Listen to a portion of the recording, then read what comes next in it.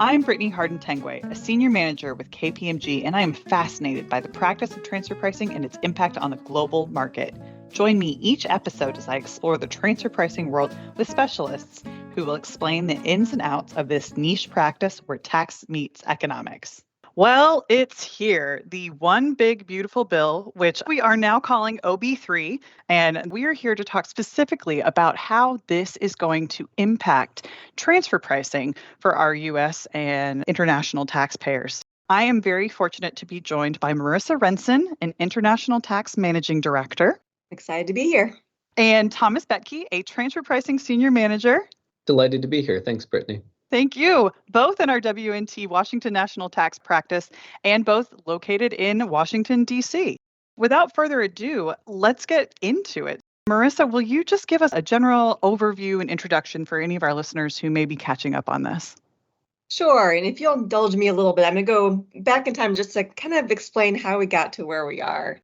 Going way back to the earliest days of the Trump administration, and really even further back to the campaign trail, there were a couple of priorities that were particularly relevant for taxation of multinational companies. The first of these was the current administration has made a priority of fighting back against what it views as threats to tax sovereignty. And the second, the president vowed to take the temporary tax cuts that were introduced back in the first round of his administration, the Tax Cuts and Jobs Act, and make those permanent. Starting with that first priority, the main focus has been on how Pillar 2 relates to U.S. multinationals. The U.S. view is that the application of Pillar 2 to entities within the U.S. tax net is a threat to U.S. tax sovereignty. The current view in the U.S. Treasury Department and the administration is that if a U.S. company is subject to tax in the United States, or if its subsidiaries are taxed in the United States through the CFC regime, then Pillar 2 should not apply in any respect.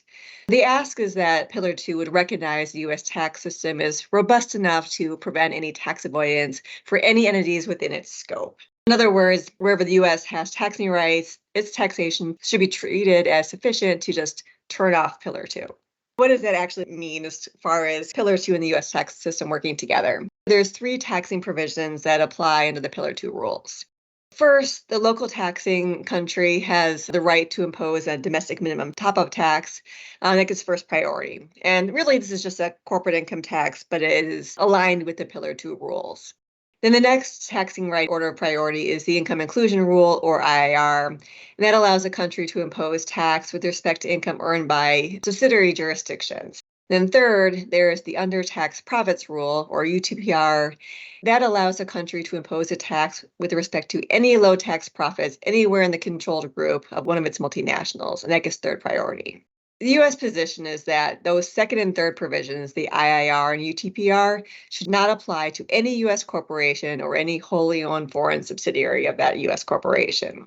Our Treasury representatives at the Inclusive Framework, which is where the details of Pillar 2 rules are negotiated, they've been advocating for this position, but as you can imagine, the rest of the world was not particularly excited about this U.S. view of the world. That brings us back to the second priority of the administration, which is what we're going to focus on today, making the temporary tax cuts in the TCJA permanent and what ultimately became OB3. Since the beginning of the year, we saw a handful of proposals, often just supported by a few members of Congress, but these would tinker with the TCJA rules or propose retaliatory measures aimed at countries that would apply Pillar 2 to companies within the U.S. tax net. Then in May, the House Ways and Means Committee released legislative text for a tax bill entitled the One Big Beautiful Bill, which, as Brittany noted, we've been calling OB3. It's a little bit less of a mouthful. For about 2 months, we saw a number of iterations of this OB3 legislation. And importantly, each of these proposals that came from the House and then the first one that came from the Senate included these retaliatory measures. And these are really designed to penalize companies and jurisdictions that had enacted laws that the administration viewed as threatening to our U.S. tax sovereignty, such as the UTPR under Pillar 2. And now that takes us to June 26th, when the Treasury Department announced that it had reached a deal with a group of 7 countries known as the G7. And this deal would exclude U.S. companies from Pillar 2 taxes in exchange for the removal of any retaliatory measures from our tax legislation. And the G7 later followed up with a statement confirming that an agreement had indeed been reached. So now, how does this all tie to our tax legislation? After this announcement, Congress worked out the last details of the bill, including removing those retaliatory measures, and then on July 4th, the President signed OB3 into law. We're still waiting to see exactly what the OECD will come back with to fulfill its side of the deal, and maybe a few months before we see anything setting out specific provisions. However, we do expect that the result will be that neither U.S. corporations nor any wholly owned foreign subsidiaries will be subject to another country's UTPR or IAR. Importantly, this does not turn off the right of countries to adopt their own local measures, again, what we refer to as a QDMTT or Qualified Domestic Minimum Top-Up Tax. So companies can't just forget about Pillar 2 altogether, but a large part of the compliance and tax liability should be relieved by this upcoming agreement. Thank you. That is a fantastic overview and really does walk through a lot of the motivations and the timing. There was another aspect we should talk about, BEAT, which is an acronym for Base Erosion and Anti-Abuse Tax. The only change to BEAT relative to current law that actually made it into the final OB3 legislation was a permanent rate change to 10.5%. That's above the old BEAT rate for most taxpayers, which had been 10%, but it's also below the 12.5% rate that had been slated to come into effect beginning in 2026.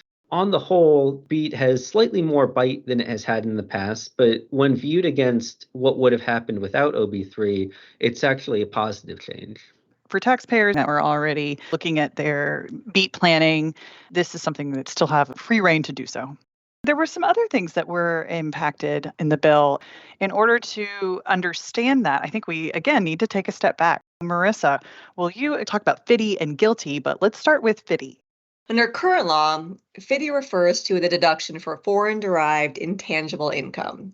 This is the deduction that's available to U.S. corporations, and it produces an effective tax rate on eligible income potentially as low as 13.125%. The deduction is based on net income from exporting goods, exploiting IP, or providing services to foreign markets. There's a couple important things I want to highlight here.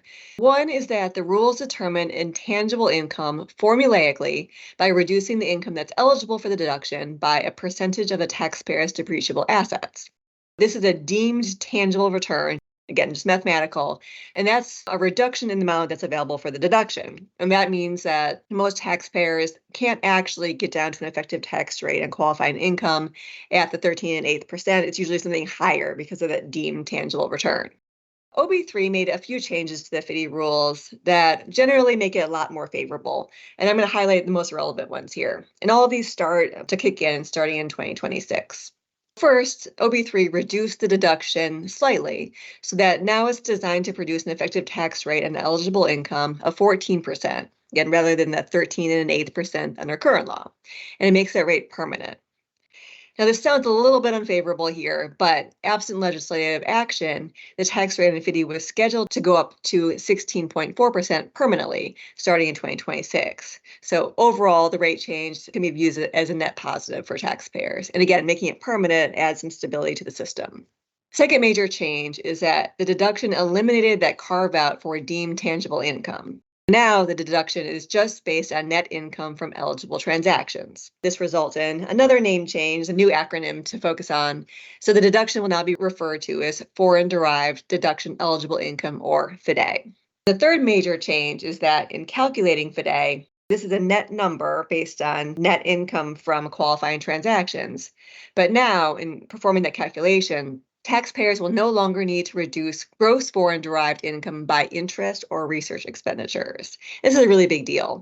When you put all these changes together, these are very favorable changes, and particularly for companies with a lot of depreciable assets, interest or research expenses, this is going to be a pretty big game changer.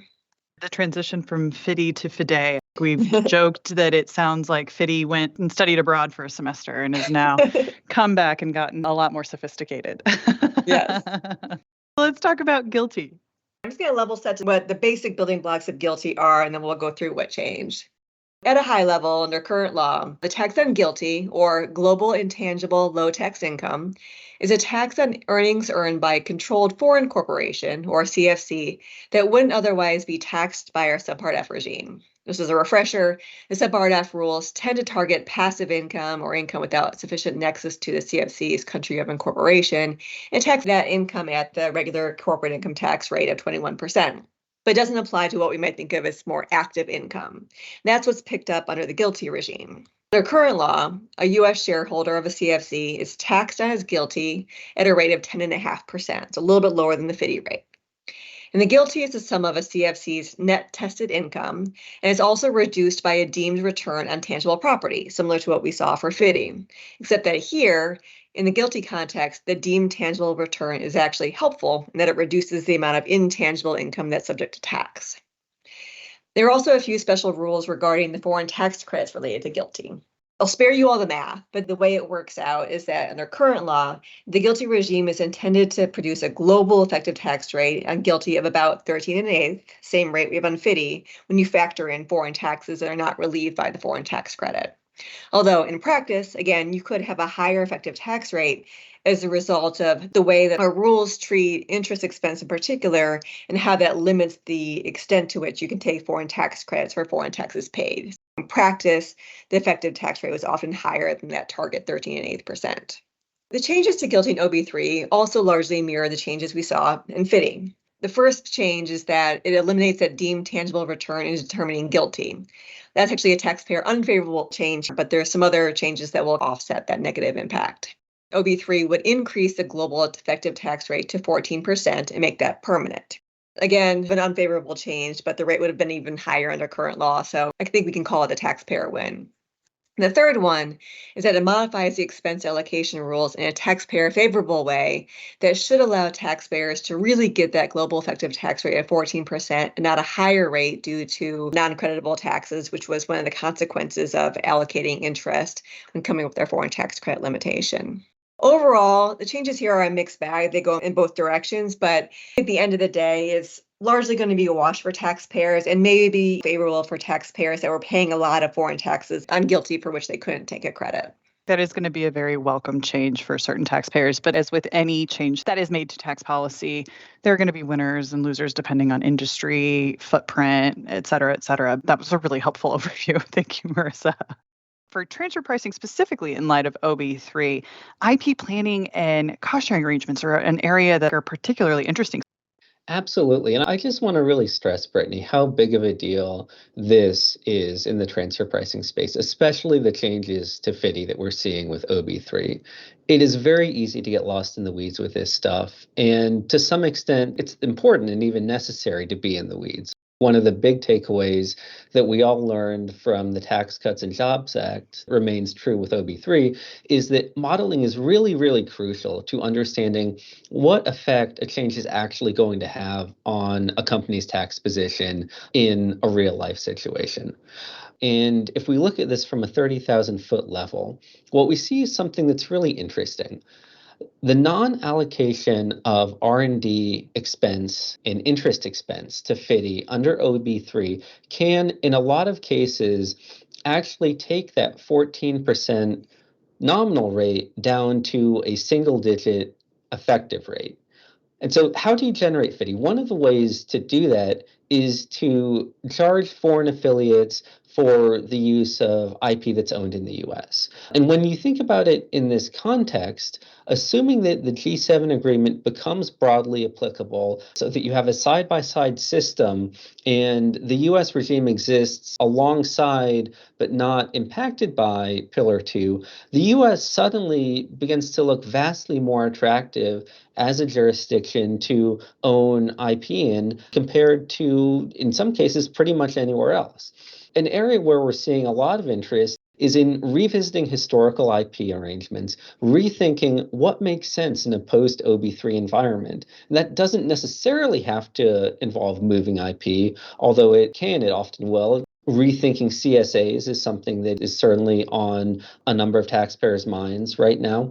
It can also be as simple as changing the structure that you use to charge for making that IP available, even without transferring it between jurisdictions. Another big area that people are focused on right now is services, especially high value services. The US has an incredible talent pool. So many companies have senior leadership here. So many companies have subject matter experts here. The questions that come up are, is all of that value being captured? Is it being benchmarked appropriately? Are there new structures that can be put in place to really access the full benefit of those high value services that are being performed in the US? There's really a lot here that's exciting to think about. I love the way you put that because it's very common, especially for a US headquartered multinational that developed all the IP, slowly growing overseas. Let's say it's a software as a service company where they've got sales and marketing or software distribution subs all over the world. A lot of times we don't necessarily think about the fact that they are using IP. This may be an opportunity for people to get more granular, and modeling is going to continue to be very crucial. Anything else that we should be thinking about?